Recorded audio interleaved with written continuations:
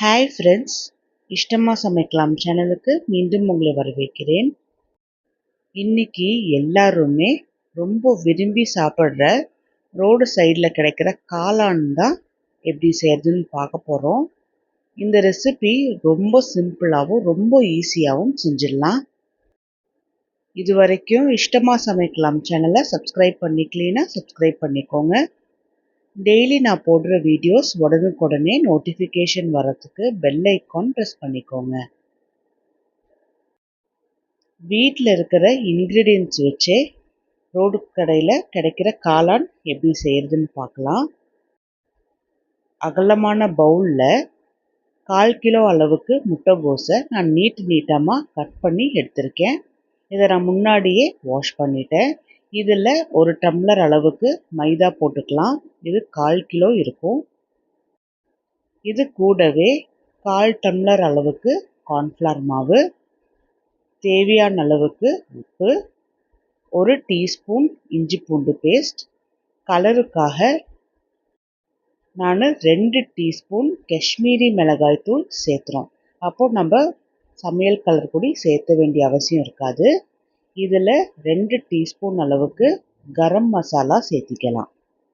இது எல்லாமே முட்டைகோஸோட சேர்த்து நல்லா கலந்துட்டுக்கலாம். நான் இன்னைக்கு ரோடு சைடில் கிடைக்கிறது போலவே செய்கிறதுக்காக வெறும் முட்டைகோஸ் வச்சு மட்டும்தான் செஞ்சுருக்கேன். நீங்கள் விருப்பப்பட்டால் பாதி முட்டைகோஸ் பாதி காளான் கூட சேர்த்து செஞ்சுக்கலாம். முட்டைகோஸை கழுவிட்டு அதுக்கப்புறம் கட் பண்ணனால முட்டைகோஸில் அந்த அளவுக்கு ஈரத்தன்மை இருக்காது. அதனால் தேவையான அளவுக்கு தண்ணி கொஞ்சம் கொஞ்சமாக தெளித்து நல்லா இந்த பதம் வர அளவுக்கு நல்லா பிசைஞ்சு எடுத்துக்கலாம்.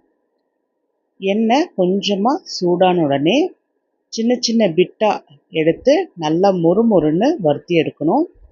ஃப்ளேமை மிதமான சூட்லேயே வைக்க வேண்டாம். ஆனில் வச்சு நல்லா வறுத்தோம் அப்படின்னா தான் நல்லா மொறுமொறுன்னு வறுபட்டு வரும்.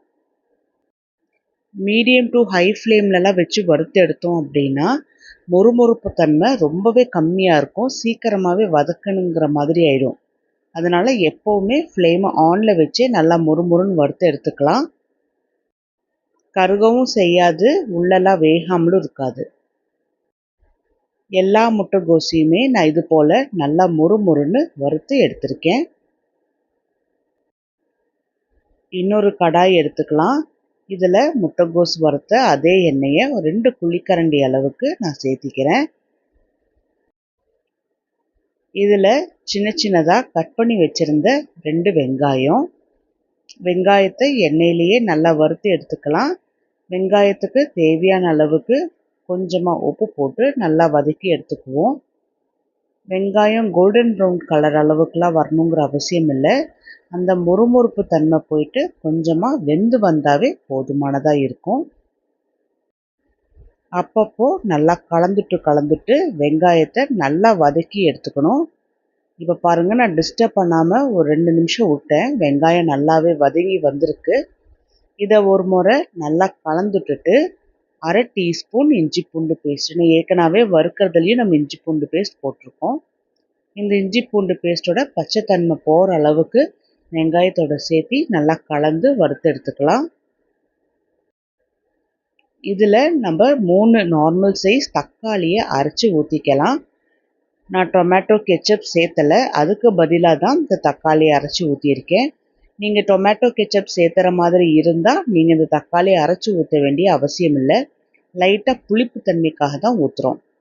ஒரு 5 நிமிஷம் மட்டும் தக்காளியை நல்லா கொதிக்க விட்டுட்டு இதில் 1/4 டீஸ்பூன் மஞ்சள், 2 டீஸ்பூன் கரம் மசாலா தூள் சேர்த்துறேன், 1 டீஸ்பூன் காஷ்மீரி மிளகாய் தூள். காரம் ஏற்கனவே முட்டைகோஸ் வறுக்கும்போது சேர்த்திருக்கோம். அதனால காரம் எந்த அளவுக்கு தேவைப்படுமோ அந்த அளவுக்கு சேர்த்திக்கோங்க. அது மட்டும் இல்லாமல் இதை நல்லா கலந்துட்டதுக்கப்புறம் சாஸுமே சேர்த்த போகிறோம். அதனால் அதுக்கேற்ற மாதிரி அட்ஜஸ்ட் பண்ணி சேர்த்திக்கலாம். மசாலா எல்லாமே தக்காளி வெங்காயத்தோட சேர்த்து நல்லா கலந்துட்டுட்டு நான் ஒரு டீஸ்பூன் அளவுக்கு red chilli sauce, soya sauce, green chilli sauce, இது 3த்தையுமே போட்டு நல்லா கலந்துட்டுக்கலாம். சாஸ் ஊற்றினோம் அப்படின்னா தான் ரோட் சைட் காளானோட ஃப்ளேவர் அப்படியே கிடைக்கும். ஏன்னா அவங்க எல்லாமே சாஸ் யூஸ் பண்ணி தான் பண்ணுறாங்க. உங்களுக்கு வேண்டாம் அப்படின்னா நீங்கள் ஸ்கிப் பண்ணிக்கலாம். மசாலாவோட பச்சை வாசனை போகிறதுக்கு எல்லாமே நல்லா வெந்து வரட்டும். இதில் 2 டீஸ்பூன் அளவுக்கு கார்ன்ஃப்ளவர் போட்டுட்டு 3/4 டம்ளர் அளவுக்கு தண்ணி ஊற்றி நல்லா கரைச்சி எடுத்து வச்சுக்கலாம். இதுதான் காளானுக்கு கொழகொழப்பு தன்மையை கொடுக்கும். மசாலா எல்லாமே பச்சை வாசனை போயிட்டு நல்லா வெந்து வந்திருக்கு. இதில் கலந்து வச்சுருந்த கார்ன்ஃப்ளவர் தண்ணியை ஊற்றிடலாம். கார்ன்ஃப்ளவர் தண்ணியை தக்காளி வெங்காயத்தோட சேர்த்து எல்லாம் நல்லா கலந்துட்டுக்கலாம். நல்லா ஒரு கொதி வர விட்டுருவோம். கார்ன்ஃப்ளவர் தண்ணிங்கிறதுனால நல்லா கொதித்து வரும்போது லைட்டாக கெட்டித்தன்மை கொடுக்கும். இப்போ பாருங்கள், உங்களுக்கு இந்த கன்சிஸ்டன்சி பார்த்தாவே தெரியும் எந்த அளவுக்கு நல்லா ஒரு சாஸ் தன்மைக்கு நல்லா வெந்து கெட்டியாக வந்திருக்கு. இதில் வறுத்து வச்சுருந்த முட்டைகோஸை போட்டுட்டு நல்லா கலந்துட்டுக்கலாம். நல்லா உள்ளே அமுங்குற அளவுக்கு நல்லா கரண்டி வச்சு நல்லா அமுக்கி விடுங்க. அப்போ தான் மசாலாவோட சேர்த்து முட்டைகோஸ் வறுவல் நல்லா மர்ஜ் ஆகி நல்லா சாஃப்ட் ஆகும். கடித்து சாப்பிடும்போது திக்காகவும் இருக்கும், அதே சமயத்தில் நல்ல ஃப்ளேவரும் பிடிச்சிருக்கும். காளான் பாருங்கள் நல்லா சூப்பராகவே ரெடி ஆயிடுச்சு. இதை இப்போ சர்வ் பண்ணிடலாம்.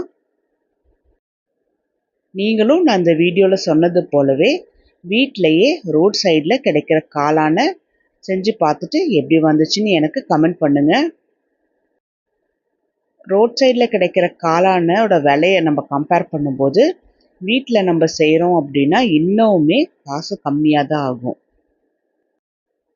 இந்த வீடியோ உங்களுக்கு பிடிச்சிருந்தா லைக் பண்ணுங்கள், உங்கள் ஃப்ரெண்ட்ஸ் எல்லாத்துக்கும் ஷேர் பண்ணுங்கள். இஷ்டமாக சமைக்கலாம் சேனலுக்கு சப்ஸ்கிரைப் பண்ணிக்கோங்க.